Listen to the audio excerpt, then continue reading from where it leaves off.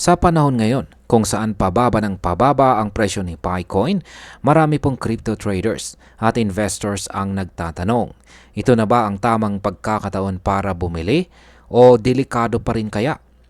Isa pong kilalang market watcher na si Dr. Altcoin ang naglabas ng kanyang opinyon at ikinumpara po niya ang sitwasyon ngayon ni Picoin sa mga unang taon ni Bitcoin at saka Ethereum. Ayon sa kanya ay kailangan daw nating tingnan ang mas malawak na larawan, hindi lang kung ano ang presyo ngayon. Kaya sa video na ito ay pag-uusapan po natin ang kasalukuyang kalagayan ni Picoin, ang mga pahayag ni Dr. Altcoin, ang mga babalang inilabas ng ibang analyst at ang mga problemang kinakaharap ng mismong si Pi Network. Kaya yan, bago po tayo magpatuloy ay pakibasa na lamang po muna ang disclaimer dito po sa ibaba ng ating screen. Ayan, simulan po natin sa unang katanungan kung bakit po pinaniniwalaan ni Dr. Altcoin na parang early Bitcoin itong si Picoin. Ayan, ayon po kay Dr. Altcoin ay may kahalintulad daw itong si Picoin sa mga unang taon ni Bitcoin. Marami raw noon ang nagbebenta kaagad kay Bitcoin at Ethereum nang mababa pa ang presyo. Ngunit sa bandang huli ay pinagsisihan ng karamihan ang kanilang desisyon dahil bigla pong tumaas ang value ng dalawang higanting coin na ito.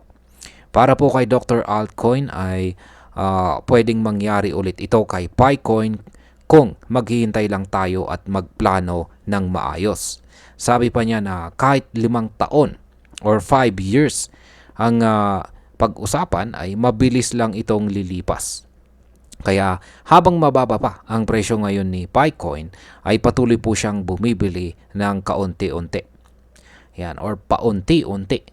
Kahit $25 lang kada bagsak ng presyo ay sapat na raw bilang paghahanda sa hinaharap. Paano naman kung hindi pa ito ang tamang panahon? Ayan. Kahit may ganitong pananaw, itong si Dr. Altcoin ay malinaw ang kanyang babala. Hindi siya nangako ng kahit anong malaking kita. Ang kanyang payo ay huwag pumasok kay Picoin kung ang plano mo ay kumita agad o magpanik kapag may kaunting galaw sa market. Sa halip ay inirekomenda po niyang maghanda ng 5 taon na plano or 5 years na plan.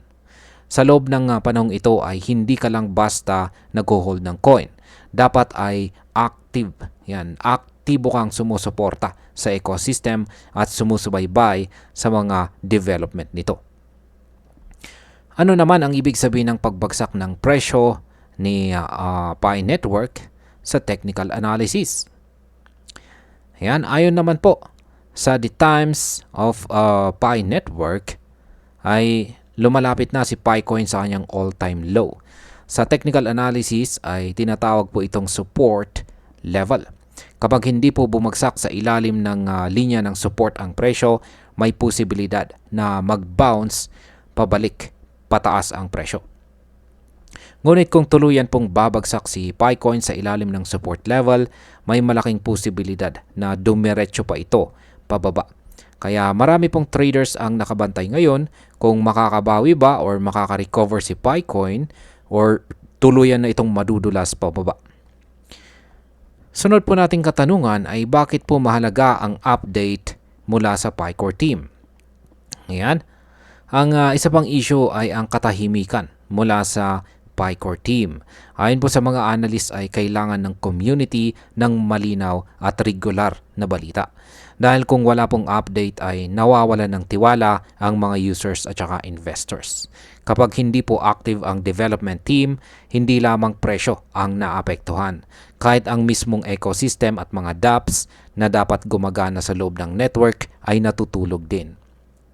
Ngayon ay ano naman ang mga reklamo ng mga users tungkol sa ecosystem? Isa pong active member ng community na si Ginoong Kim H. Wong ay naglabas din ng kanyang analysis. Ayon sa kanya ay may dalawang malalaking problema ang Pi Network ngayon. Una ay ang kakulangan ng tunay na decentralized apps or dApps na pwedeng gamitin ng mga members. At pangalawa ay ang patuloy na pagkakakulong ng karamihan sa mga coins. Marami pong users ang hindi pa rin makagalaw ng kanilang mga Picoin dahil hindi pa ito na ililipat sa wallet kung saan pwede itong gamitin. Para kay Ginong Wong ay kailangan daw ng panibagong round ng coin migration. Sa parang ito ay pwedeng ma-activate ang mga coin ng mas maraming mga users.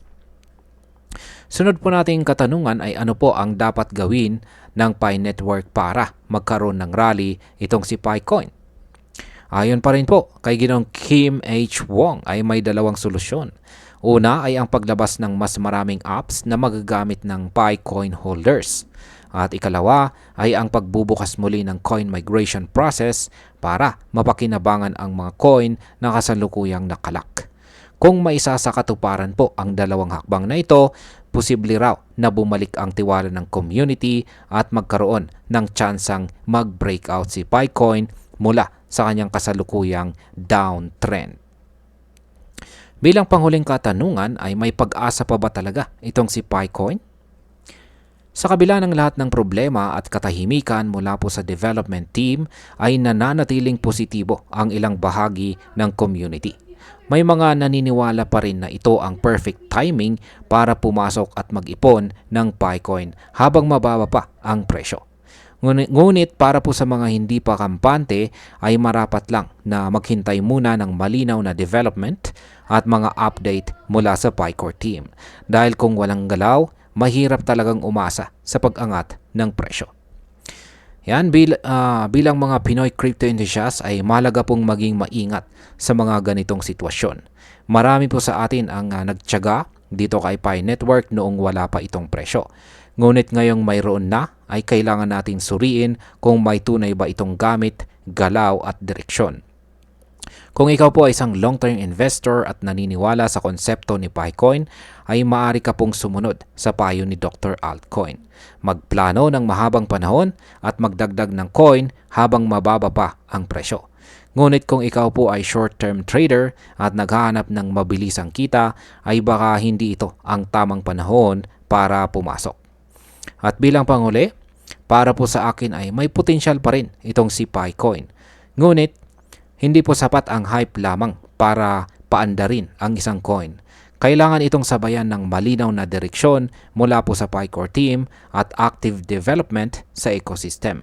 Hanggat hindi po natutugunan ang mga pangunahing problema tulad ng lock coins at kulang na dApps ay mananatili po itong speculative asset.